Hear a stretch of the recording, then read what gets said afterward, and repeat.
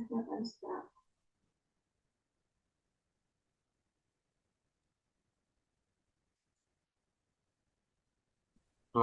pagi, Bapak Ibu.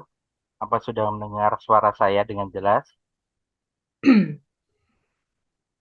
Selamat pagi, Bu Teti. Apa sudah mendengar suara saya, Ibu? Sudah, Mas. Baik. Sudah Terima jelas ya, kasih. Ibu ya.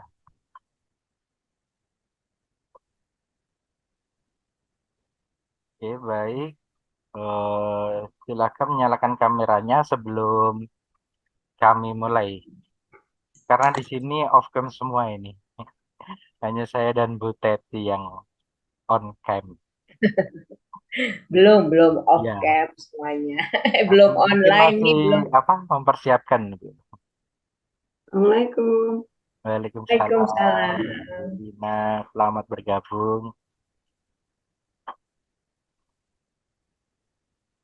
Bu Teti, apa kabar? Insya Allah sehat. Mbak, apa kabar? Alhamdulillah, Bu Tati. Saya lupa domisili di mana ya, Mbak? Jakarta, Ibu. Di Jakarta. Adimik. Adimik, Ibu. Apa? Di Mix. Ibu kenal kan? Iya. Terima kasih, Mbak. Apa kabar? Alhamdulillah, Bu Tati. Iya. Udah lama ya nggak ketemu. Iya, sehat Lama Bu Tati. banget. Heeh. Lama banget.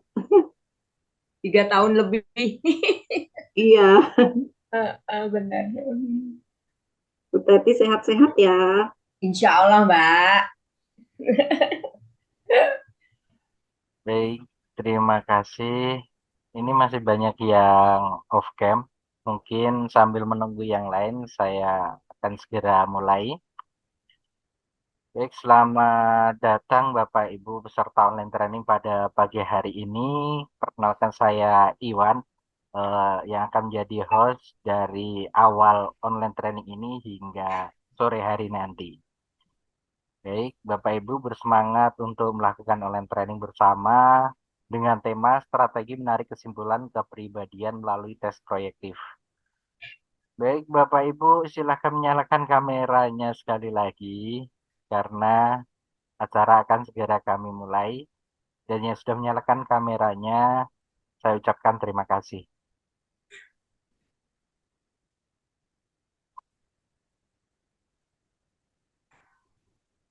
Terima kasih Bu Febriani sudah menyalakan kameranya.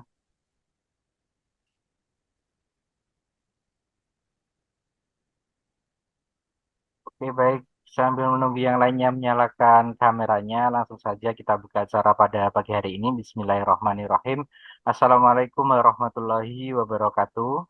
Waalaikumsalam Waalaikumsalam. warahmatullahi wabarakatuh. Selamat bergabung dan kami ucapkan kepada seluruh Bapak Ibu peserta online training pada hari ini bersama narasumber Ibu Dr. Ismiati E. Kusma, psikolog. Pada pagi hari ini, tepatnya di hari Sabtu, tanggal 5 Agustus 2023, kita akan belajar tentang strategi menarik kesimpulan kepribadian melalui tes proyektif.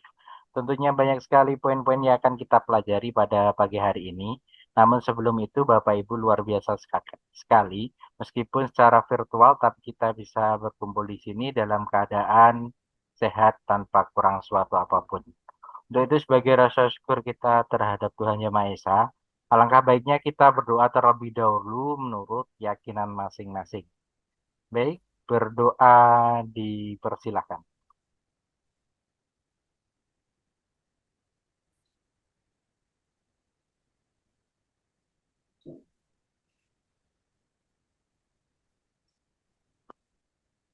Amin, berdoa selesai.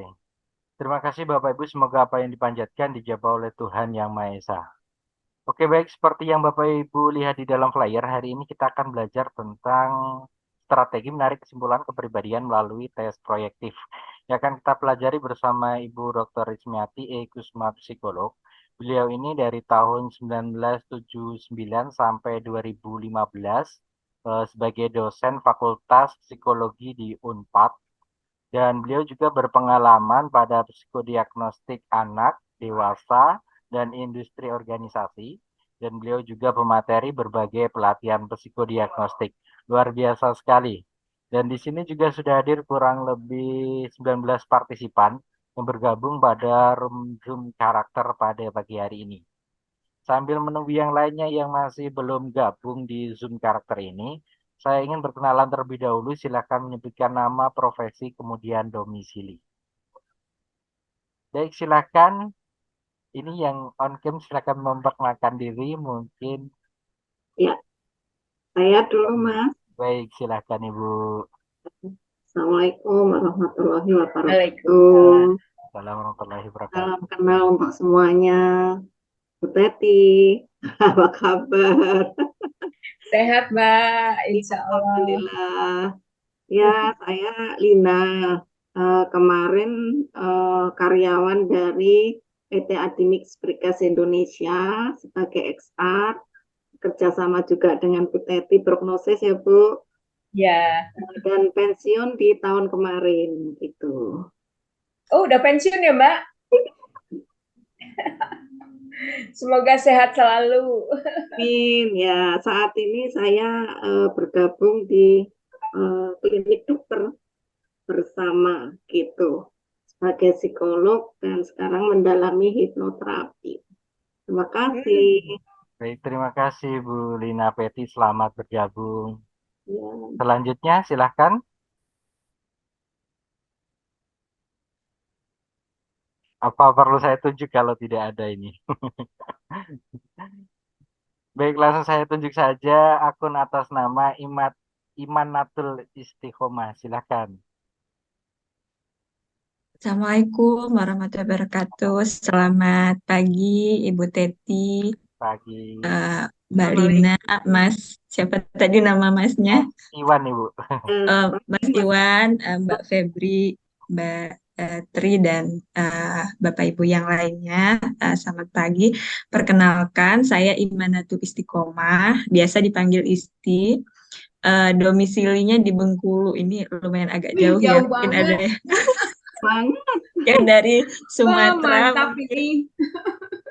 Iya, jadi kalau sekarang kesehariannya saya bekerja di apa ya, mungkin di pemerintahan begitu ya, tapi juga sebagai associate di biro gitu, dan saya juga masih baru ini Bu, mungkin kemarin itu selesai profesinya itu tahun 2002, wisudanya 2022 gitu awal, jadi masih baru, jadi masih Brand apa ya Bu, new, brand new. belajar banget ini dari Teti dan Bapak Ibu yang lainnya. Terima kasih. Terima kasih Sama-sama, Mbak Ima. Selamat Mbak bergabung. Isti.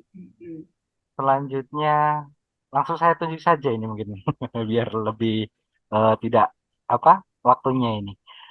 Ibu Trisni, silahkan Ibu.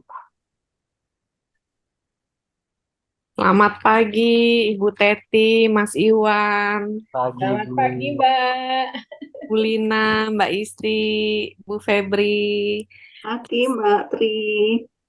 Salam kenal, saya Tri Trisnioniati, tapi biasa dipanggil dengan nama panggilan Nia. Saya mahasiswa Iya. Nia, Jemu. Oh, iya. Saya mahasiswa profesi. Kalau Mbak Isti tadi bilangnya brand new, kalau saya newbie banget karena belum wisuda. Saya menunggu wisuda nanti pada bulan September insya Allah. Jadi Wah. masih butuh ilmu-ilmu dari Bapak Ibu sekalian. Di mana, Mbak, magisternya? Di Unika Sugio Pranoto Semarang, Ibu.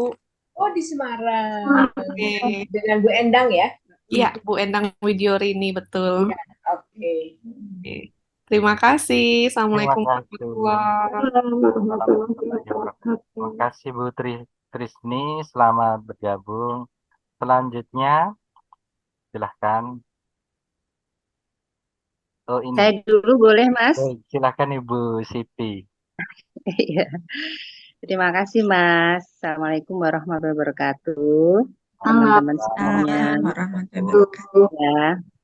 Selamat pagi, Bu Teti. Saya muridnya Bu Teti, lulus tahun 2022, Bu Teti, di Untar. Oh, di Untar. Iya, Bu. Yang sering tanya sama Bu Teti. Tapi kalau tahun 2022 nggak pernah ketemu ya. Iya, iya, pandemi ya Bu Teti Online ya. terus. Nah, Nah, sekarang saya lagi buka biro konsultasi psikologi, namanya Kopin, berada di Padang, dan sekarang lagi ngambil program doktor S3 di Universitas Andalas. Kebetulan karena menyenangi di bidang konstruksi, bisnis konstruksi, jadi mengkolaborasikan antara ilmu psikologi industri organisasi, ilmu teknik, dan juga manajemen. Makanya ngambilnya studi pembangunan sehari-hari sebagai konsultan di bidang psikologi industri organisasi. Itu teman-teman semuanya. Terima kasih. Assalamualaikum warahmatullahi wabarakatuh. Waalaikumsalam Waalaikumsalam. warahmatullahi wabarakatuh. Terima kasih Bu Siti Jauharo, selamat bergabung. Mungkin satu lagi nih yang on cam dan lainnya mungkin bisa nanti dituliskan di kolom chat Zoom. Ibu Febriani Rahma, silakan Ibu. Assalamualaikum warahmatullahi wabarakatuh. Selamat pagi Bu Teti dan Mas Iwan.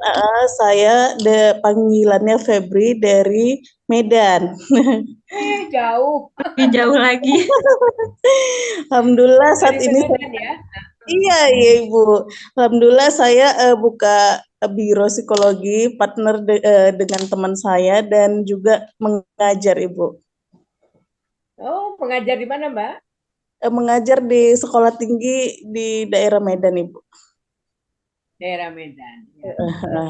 Ya, terima kasih. Terima kasih Bu Febriani Rahma, selamat bergabung. Baik, mungkin selanjutnya bisa perkenalan lewat chat Zoom. Silahkan nuliskan nama, profesi, kemudian domisili.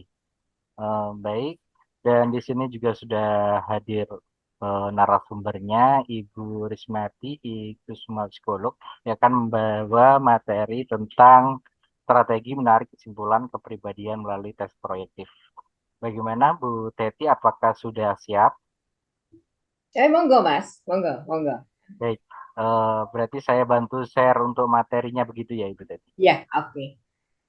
Baik, terima kasih. Silahkan Ibu Teti. Baik, kawan-kawan semua, selamat pagi. Assalamualaikum warahmatullahi wabarakatuh. Waalaikumsalam warahmatullahi wabarakatuh. Terima kasih sudah bergabung. Semoga kita bisa sama-sama membedah 2 hari ya, Mas? 2 hari ini, yaitu kita akan berbincang-bincang tentang tes proyeksi. Nah, kawan-kawan semua, tes proyeksi ini tes jadul banget, tapi barangkali banyak yang ingin menguasai, bahkan ingin memahami. Nah, barangkali pada hari ini, mari kita sama-sama membedah materi dari tes grafis ini. Jadi tes grafis ini merupakan salah satu tes proyeksi. Nah, jadi kalau kita lihat, mungkin pada hari ini materi dari tes grafis sebagai tes proyeksi itu sebenarnya sudah banyak berkeliaran di internet. Betul ya, Mbak ya? Nah, mengapa? Karena kita hidup di era teknologi tinggi. Nah, hal ini kelihatannya kita tidak bisa berbuat apa-apa. Nah, tetapi mari kita barangkali harus meningkatkan diri kita agar ketika kita menggunakan tes grafis, mari kita tingkatkan keterampilan kita di dalam diagnostik ini tidak hanya pada level 1. Nah, mengapa saya katakan level 1? Karena setelah saya membuka internet setiap saat, maka mereka yang menuliskan tentang tes grafis itu di internet biasanya menyampaikan hal-hal yang berada pada level 1. Level 1 itu artinya apa? Artinya primbon. Primbon banget gitu loh ya. Nah, jadi pada hari ini dan besok, mari kita tingkatkan keterampilan kita di dalam melakukan psikodiagnostik sampai pada level 4. Jadi kalau di kompetensi HIMSI, kita barangkali mencoba meningkatkan diri kita sampai pada kompetensi level 8. Tetapi kalau teman-teman membaca Handbook of Psychological Testing, maka cara berpikir kita ini dimulai primbon itu level 1. Level 2, kita harus menyusun struktur kepribadian dari tes proyeksi. Nah, jadi ini yang barangkali tugas kita pada level 2, kita menyusun kepribadian, bagaimana kepribadian ini, bagaimana struktur dan dinamikanya. Nah, karena tes proyeksi basicnya adalah psikoanalisa, maka struktur kepribadian yang kita gunakan adalah struktur kepribadian menurut psikoanalisa. Jadi, bagaimana fungsi egonya? Bagaimana fungsi superegonya? Bagaimana fungsi id-nya? Bagaimana dinamikanya? Apakah yang berperan itu egonya atau superegonya atau id-nya, sehingga dari situ kita barangkali pada level 3 kita membuat satu hal yang disebut core kepribadian. Apa yang dimaksud dengan core kepribadian? Core kepribadian itu adalah inti kepribadian dari yang bersangkutan. Dan pada level 4, ini adalah level yang tertinggi, kita harus membuat satu diagnosa. Apa yang dimaksud dengan diagnosa? Diagnosa ini tidak harus berkaitan dengan klinis. Boleh? Boleh. Tetapi diagnosa di sini, pertama, kalau di bidang PIO, kita barangkali akan membuat diagnosa dengan tes grafis ini, bagaimana kita lihat perilaku kerjanya. Perilaku kerjanya. Mungkin kalau di bidang PIO, kita juga akan membuat satu diagnosa selain perilaku kerja, juga perilaku kesehariannya. Kemudian, kalau Anda bekerja di bidang psikologi pendidikan, maka pada level keempat, kita harus membuat diagnosa bagaimana keberhasilan studi dari subjek yang kita tes.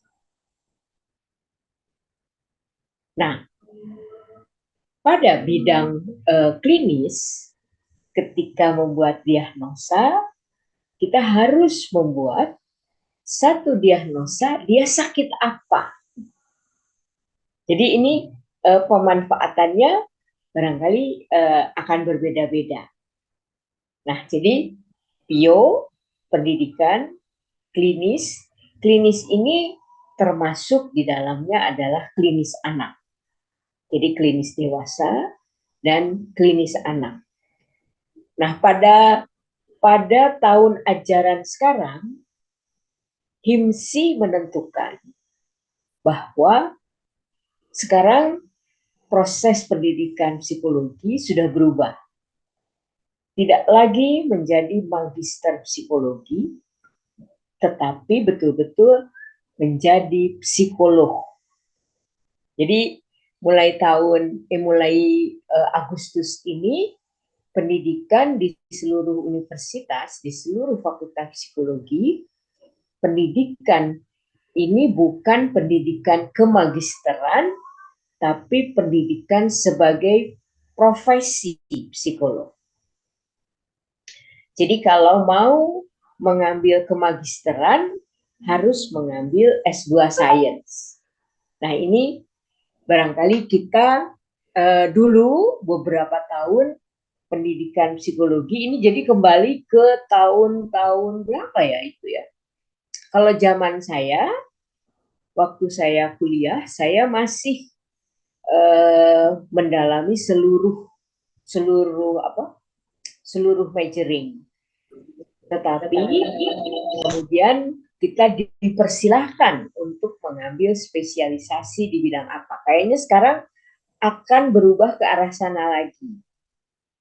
Nah, jadi untuk kawan-kawan sebagai psikolog profesi, maka kita lihat tes psikologi merupakan salah satu tes yang barangkali akan banyak kita pakai di dalam mengukur aspek mental seseorang.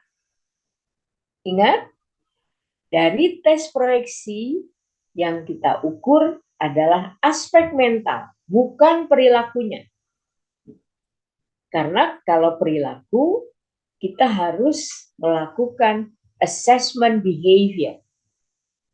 Mohon kawan-kawan membedakan antara aspek mental dengan perilaku. Tes psikologi bukan tes perilaku, tes mental. Jadi, yang kita ukur salah satunya melalui tes grafis adalah kondisi mental dari yang bersangkutan. Nah, ketika kita akan membahas mental seseorang, maka teori kepribadian yang sudah kita pelajari itu amat sangat banyak. Nah, salah satunya kepribadian menurut psikoanalisa disusun melalui salah satunya adalah tes grafis. Nah, jadi mau tidak mau kita harus menguasai teori psikoanalisa karena yang akan kita analisis melalui tes grafis ini kita akan teropong melalui melalui teori psikoanalisa. Nah, semoga kawan-kawan semua yang ada pagi ini masih ingat teori psikoanalisa dan mari sekarang kita pakai melalui beberapa tes grafis yang akan kita bahas. Nah, ini pengantar ini kalau menurut saya sangat penting karena kalau kita menggunakan tes grafis maka teori kepribadiannya harus psikoanalisa, bukan teori kognitif, gitu ya, bukan teori positive psychology, bukan, gitu ya. Jadi teori yang dipakai itu adalah teori psikoanalisa. Ingat ya. Oke. Baik. Pada slide ini, maka kita lihat, kita akan mencari dulu yang disebut dengan proyeksi. Apa yang dimaksud dengan proyeksi? Di sini ada dua pendapat. Pertama adalah classic projection dan yang kedua adalah generalized projection. Silahkan kawan-kawan membaca slide ini. Apa komentar Anda? Hal mana yang akan kita gunakan ketika kita akan membahas tes grafis? Silahkan, ada yang mau berkomentar nggak?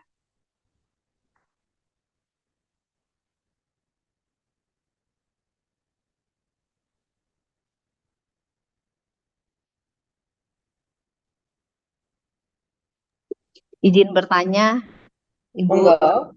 Saya Zia, mohon maaf belum bisa on cam. Iya, siapa Mbak? Zia, Bu. Iya. Iya, Zia Zero Indian Alpha, Zia. Ya, oke, silahkan Mbak. Saya mau minta saran dari Ibu untuk pegangan buku bacaan. Kalau kita menginterpretasikan grafis ini, itu biasanya atau yang terbaik tuh baca buku apa ya, Bu? Sekarang gini, kalau misalnya, jadi Anda sebenarnya tidak menjawab slide ini ya? Iya, betul. Ya, artinya, tapi saya akan memberikan informasi bahwa tes grafis itu ada pakarnya. Mereka biasanya berkumpul, sebenarnya yang berkumpul di dunia itu adalah tes proyeksi. Iya. Misalnya mereka yang meneruskan tes grafis, mereka yang menggunakan tes Rorschach, mereka yang menggunakan TAT, kemudian mereka yang menggunakan misalnya SSCT. Mereka itu sebenarnya punya perkumpulan di dunia ya. Nah, jadi sekarang kita lihat tadi beberapa tes proyeksi yang saya sebutkan, prinsipnya menggunakan teori psikoanalisa. Oke. Tetapi mereka menelaahnya melalui cara yang berbeda. Misalnya, SSCT itu tes proyeksi. Tapi caranya beda dengan tes grafis. Jadi mereka sebenarnya berkumpul bersama-sama dan kemudian mereka mengkaji. Kalau menurut teori psikoanalisa, semua tindakan atau perilaku manusia itu dilakukan secara unconscious. Nah, mereka membahas apa yang dimaksud dengan unconscious. Bagaimana itu bisa muncul di dalam perilaku. Nah, dengan titik tolak ini, maka para pencipta tes proyeksi ini kemudian mereka berpikir dan membagi rata gitu ya, bukan bagi rata, membagi dalam arti kata prinsipnya sama, ya. Mereka mau melihat id ego dan super ego serta dinamiknya, tentunya bukan semata-mata seperti itu, tetapi mereka juga melihat bagaimana proses perkembangan manusia menurut psikoanalisa mulai dari fase oral, fase anal, fase falik, kemudian mereka juga melihat ke sana. Kemudian kalau yang klinis itu kemudian mengkaitkan dengan penyakit apa, penyakit mental apa. Kalau yang pendidikan kemudian memanfaatkan di dalam proses belajar, proses sekolah. Nah, yang kerja ini mengkaitkan dengan mental mereka selama bekerja. Oke. Nah, jadi saya selalu mengingatkan bahwa tes proyeksi itu adalah aspek mental yang ada di dalam diri seseorang, bukan perilakunya. Karena kalau misalnya aspek mentalnya A, perilakunya belum tentu A. Iya, iya. Perilakunya bisa B, bisa C, bisa D. Nah, ketika kita di dalam diagnostik menuliskan perilakunya, kita melakukan satu proses yang disebut meramalkan. Karena kalau kita kembali kepada definisi psikologi, psikologi itu adalah ilmu yang mempelajari aspek mental dan perilaku. Betul nggak? Nah, kalau kita kembali kepada definisi psikologi, maka tes psikologi itu adalah tes untuk mengukur mentalnya. Perilaku harus diukur melalui assessment behavior. Jadi kita mengukur betul perilakunya. Perilaku duduknya kayak apa? Perilaku menatapnya kayak apa? Perilaku berbicaranya kayak apa? Nah, tentunya kita sebagai individu atau sebagai makhluk yang menelaah tentang aspek mental dan aspek perilaku, kita harus ingat kepada formula dari Lewin yang mengutarakan bahwa behavior adalah fungsi dari personality dan environment. Nah, melalui tes psikologi yang kita ukur adalah personality-nya, bukan behavior-nya. Tetapi kalau kita mau menceritakan behavior dari yang bersangkutan, kita harus selalu mengawinkan dengan environment-nya. Jadi contohnya begini, ya.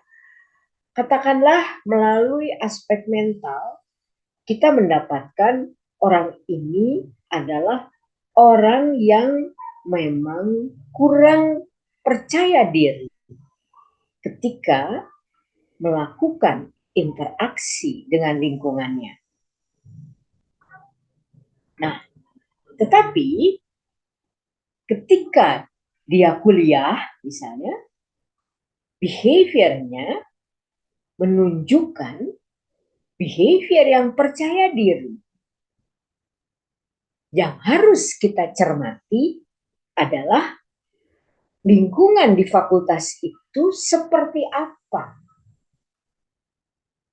Jadi misalnya lingkungan kuliahnya adalah lingkungan di mana mahasiswa itu harus bisa tampil dan eksis di lingkungan. Itu persyaratan. Itu disebut environment. Nah, sekarang mereka akan mendapatkan nilai baik.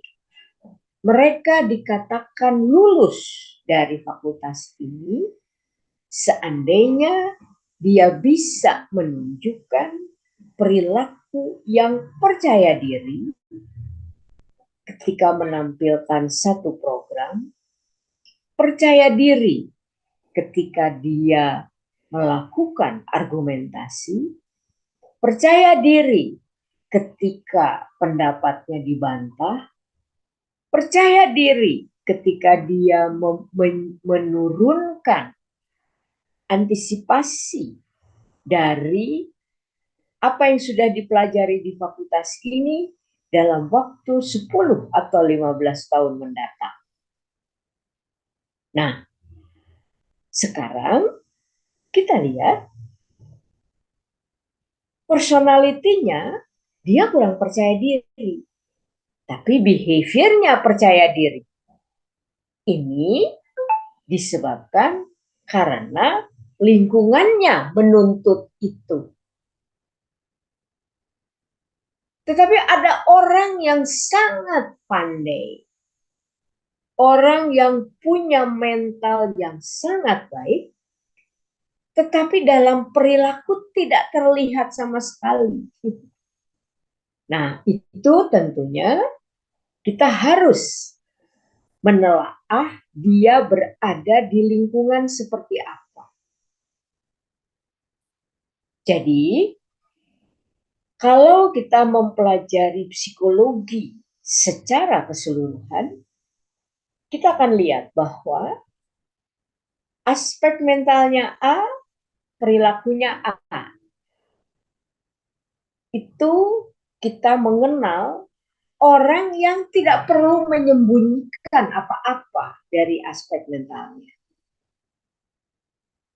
Ya apa adanya aja. Mentalnya A, perilakunya A. Tapi sekarang ada yang mentalnya A, perilakunya B. Seperti apa itu? Kita akan lihat mentalnya tidak baik. Mentalnya tidak mendukung personality dia. Tetapi behaviornya oke. Orang sering mengatakan, ih gak nyangka ya sebenarnya dia gak bisa apa-apa loh. Tapi kalau ngomong hebat banget. Nah, ada yang seperti itu? Ada. Itulah tugas kita sebagai psikolog. Mengapa? Kita tahu bahwa orang di dalam kehidupan ada yang menyembunyikan kelemahan dirinya dan mengubah dengan sesuatu yang paling baik.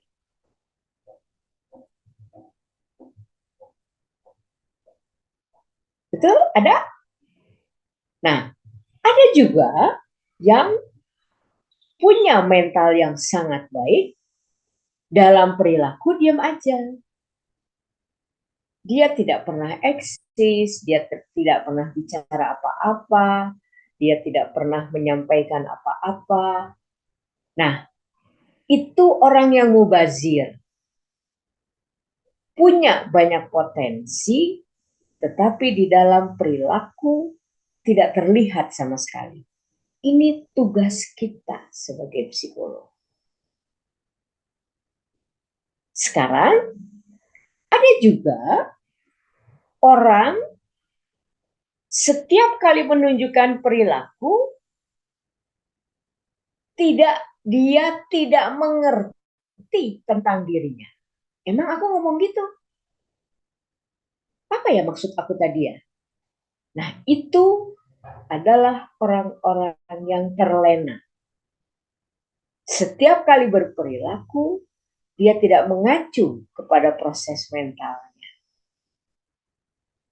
Nah, kita lihat di dalam kehidupan, orang terbagi di dalam 3 area besar itu.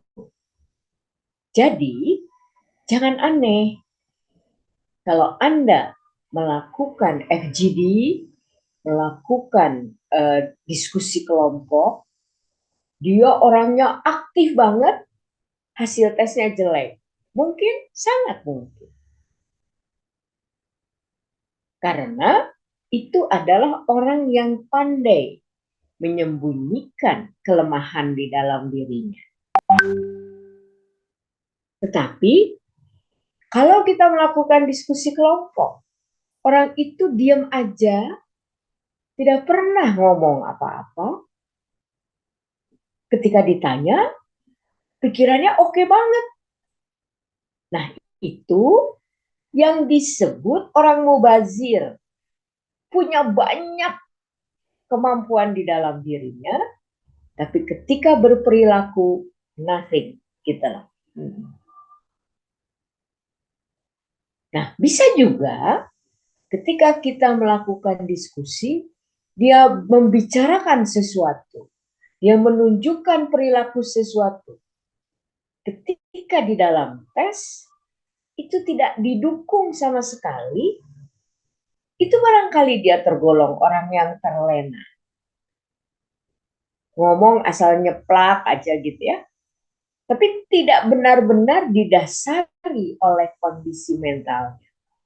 Nah, tentunya Anda sudah paham bahwa ketika seseorang menunjukkan perilaku yang berbeda dengan apa yang ada di dalam dirinya, itu sangat tergantung dari sejarah hidupnya. Dan proses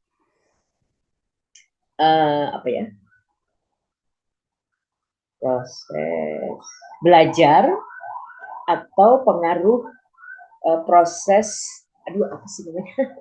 pengasuhan, proses pengasuhan yang dilakukan oleh lingkungannya.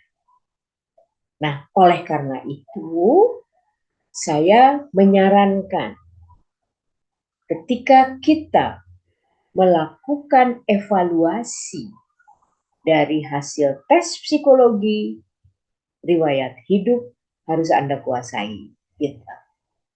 Oke? Cukup jelas? Cukup jelas, Teti. Makasih banyak. Ya, oke. Baik, ada pertanyaan lain? Nah, ketika saya mengajar, ketika saya mendidik mahasiswa di program magister, itu saya yang paling sering mengkritik ini. Kenapa? Karena di dalam laporan itu tidak bisa dipahami oleh user apa yang dimaksud dengan aspek mental, apa yang dimaksud dengan perilaku. Nah, biasanya saya memang menitik beratkan ini ya pada mahasiswa saya ketika mereka sedang mengikuti program magister psikologi. Nah, baik. Nah, ada yang mau berkomentar tentang Lindsay? Ada yang mau berkomentar nggak? Nah, ini juga prinsip ya. Ini proyeksi, ada yang menyebutkan ini proyeksi itu adalah defense mechanism menurut Freud. Jadi bukan mental, tapi defense mechanism. Nah, defense mechanism ini dilakukan ketika seseorang berada dalam kondisi tidak stabil, berada di dalam kondisi tidak homeostatis. Sehingga proyeksi menurut Freud adalah mekanisme pertahanan diri. Mungkin kalau terlalu rigid bisa jadi patologis. Oke? Nah, tetapi para pakar tes proyeksi, mereka tidak melihat ini sebagai defense mechanism. Mereka melihatnya sebagai generalized projection. Apa maksudnya generalized projection? Ini adalah proses normal yang terjadi pada individu, proses di mana setiap kali dia berperilaku, setiap kali dia berinteraksi, maka acuan perilakunya adalah inner life dia. Yang seperti tadi saya katakan, ada yang apa adanya, ada yang disembunyikan, ada yang nggak ngerti. Nah, kapan dia lakukan ini? Ketika mengamati dan menginterpretasikan peristiwa di luar dirinya.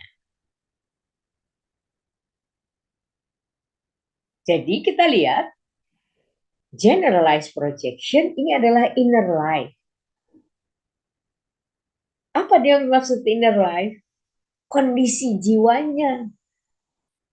Perilaku bisa beda. Gitu. Oke? Ini kalau menurut saya prinsip dasar ketika kita akan menggunakan tes proyeksi. Oke, kita lanjutkan. Nah, jadi yang penting diingat bahwa di dalam tes proyeksi yang dijaring adalah primary thinking, bukan secondary thinking. Apa yang dimaksud dengan primary thinking? Primary thinking ini adalah cara berpikir ketika mereka berada pada usia 0 sampai 5 tahun. Karena teorinya psikoanalisa. Bukan secondary thinking. Kalau secondary thinking, namanya juga secondary, maka ketika berpikir, dia harus sudah memperhatikan berbagai macam norma atau aturan yang diberikan oleh lingkungan. Nah, mengapa yang kita ukur primary thinking?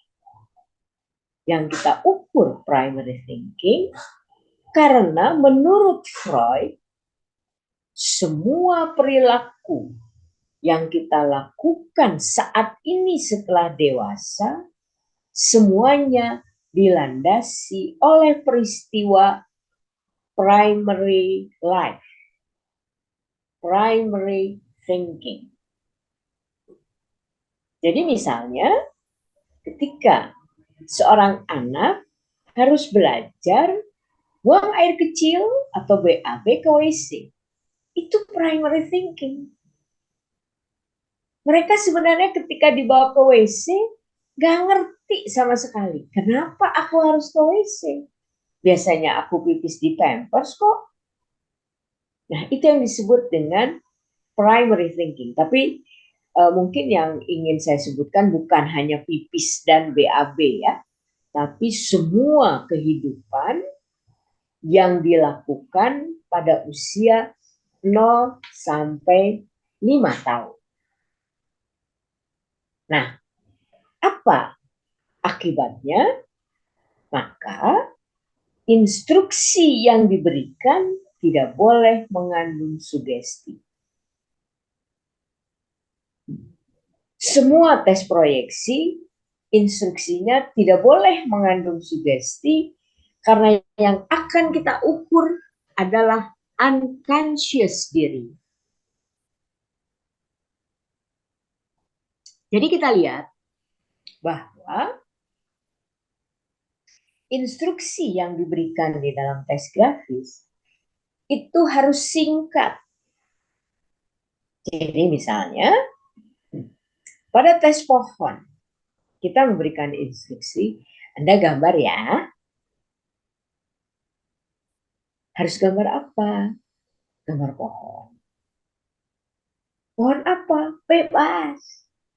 Kamu mau gambar pohon apapun, semuanya adalah benar. Selesai. Tidak ada tambahan apapun. Nah, kita lihat. Sekarang misalnya pada DAP, instruksinya, sekarang gambar lagi ya. Apa yang harus Anda gambar? Sekarang gambar orang. Bebas. Anda mau gambar seperti apapun, itu semuanya adalah benar.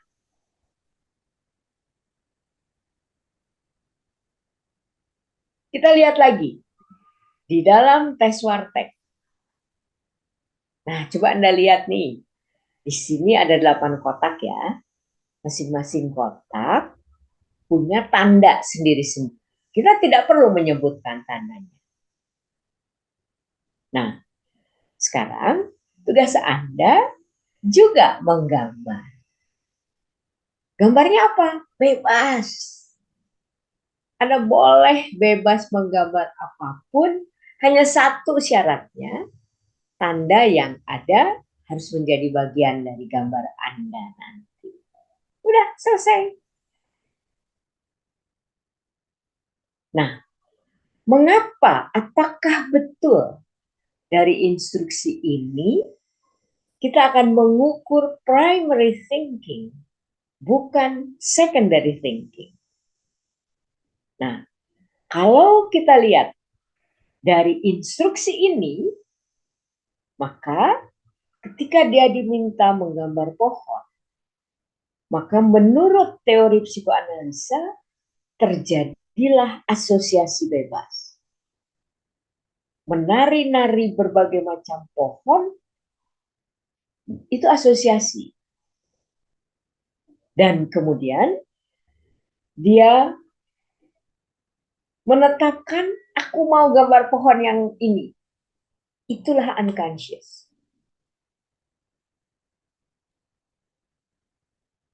Nah, jadi kalau menurut saya, instruksi tes itu amat sangat menentukan apakah kita menggali primary thinking atau secondary thinking.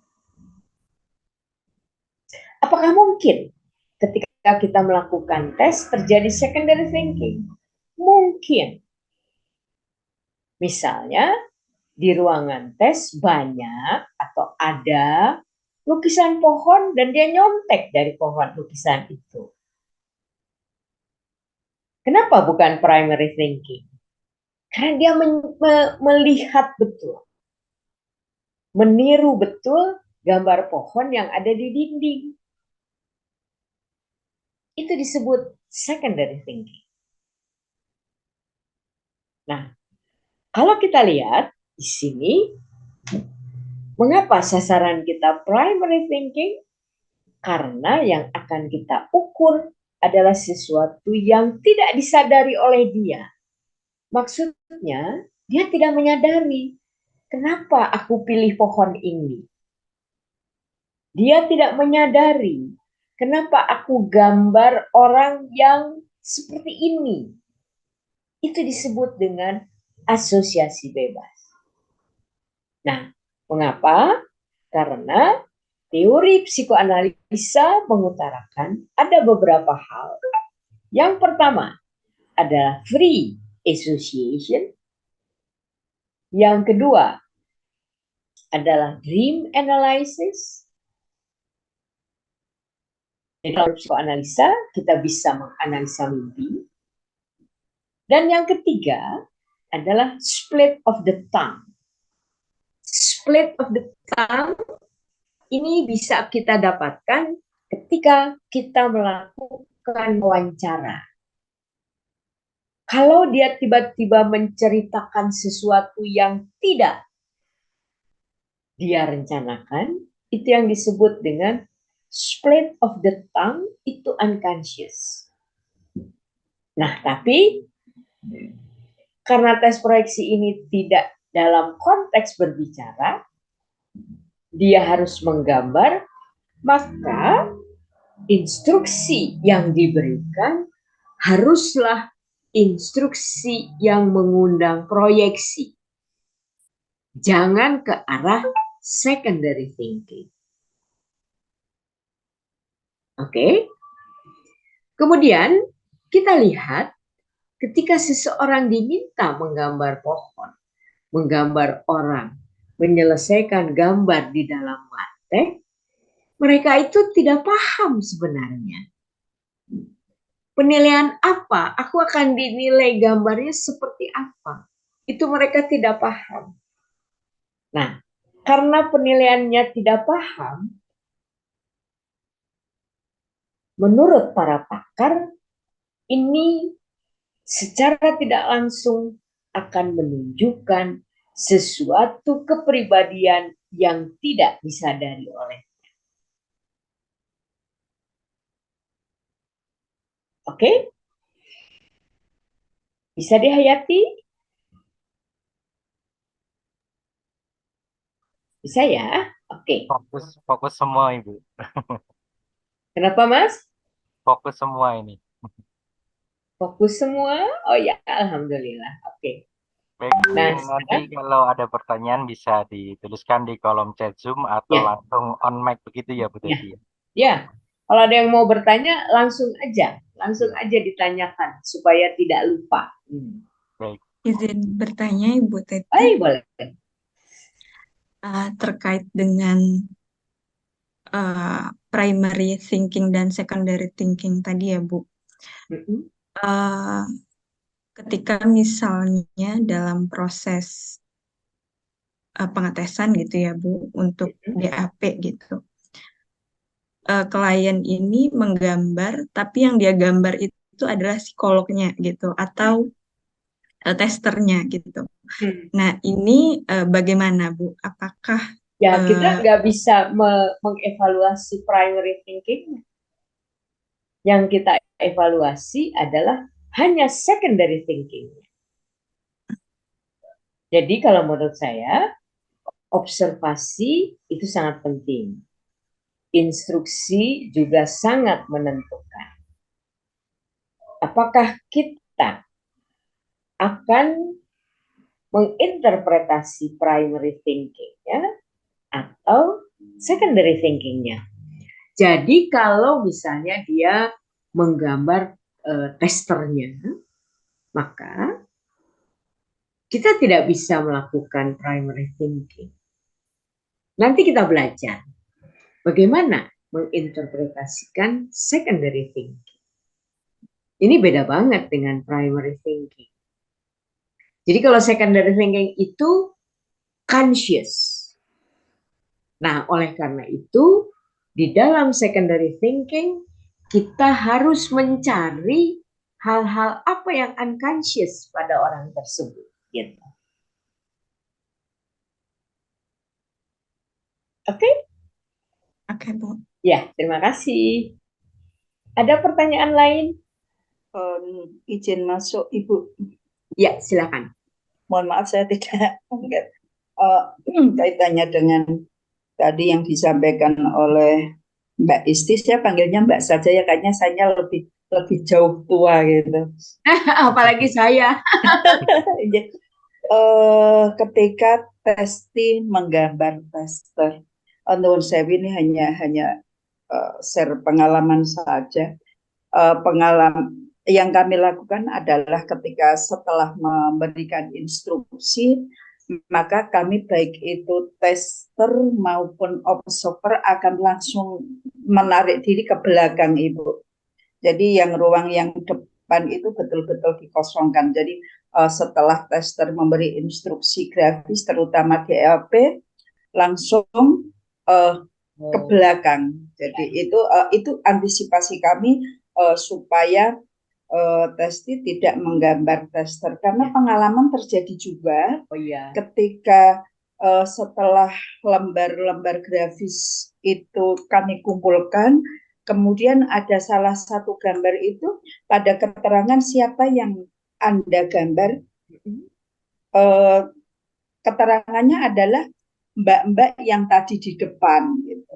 Jadi dari pengalaman itu setelah memberi instruksi DAP, kami langsung ke belakang. Itu pengalaman kami, Ibu. Terima kasih. Assalamualaikum warahmatullahi wabarakatuh. Ya, baik. Itu pengalaman, itu cara atau teknik yang baik.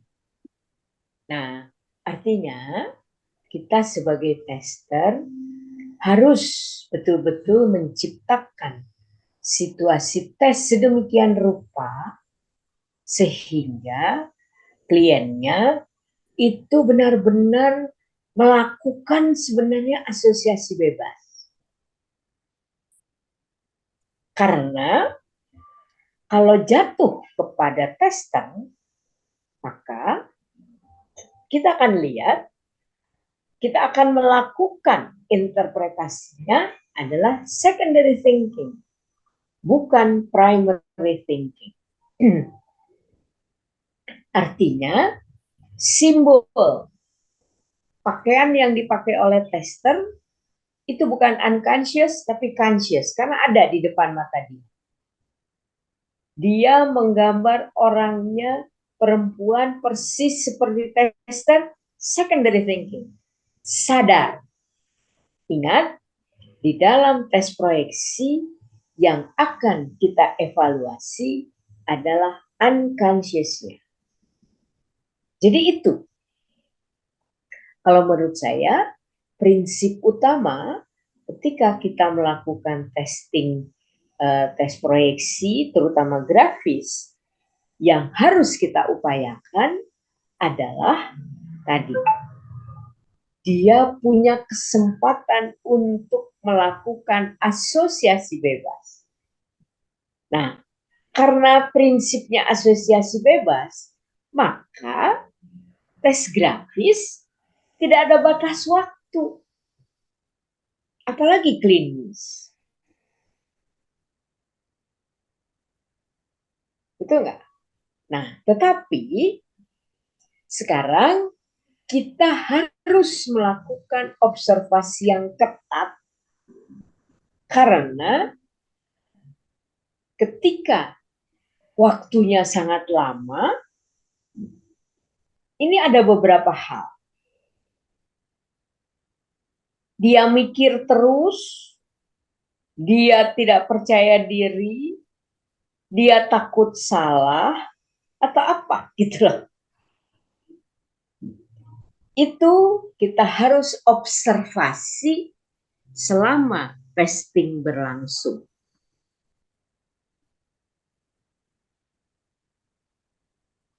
Oke ya, saya pernah melakukan tes grafis. Memang konteksnya klinis. Seorang perempuan, dia adalah seorang sarjana teknik sipil. Ketika dites, tes BOM, DAP, dan Wartek mulai dari jam 10 pagi, selesainya jam 12 siang. Nah, observasi kita harus ketat. Apakah dia menghapus? Apakah dia mikirnya itu lama banget? Nah, kalau kita mengamati hal seperti itu, kalau di dunia klinis, barangkali kita bisa bertanya ketika kita mengeluarkan terutama tes DAP ya. Ketika Anda menggambar ini, kalau saya catat, Anda memerlukan waktu 1 jam. Boleh cerita nggak? Apa yang Anda pikirkan? Kenapa Anda memerlukan waktu yang lama? Boleh? Boleh. Terutama DAP.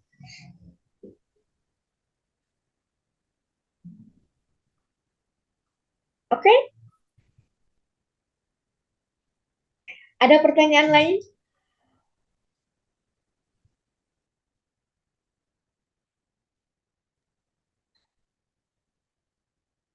Belum ada Ibu. Jadi Boleh, kalau silahkan. juga belum ada.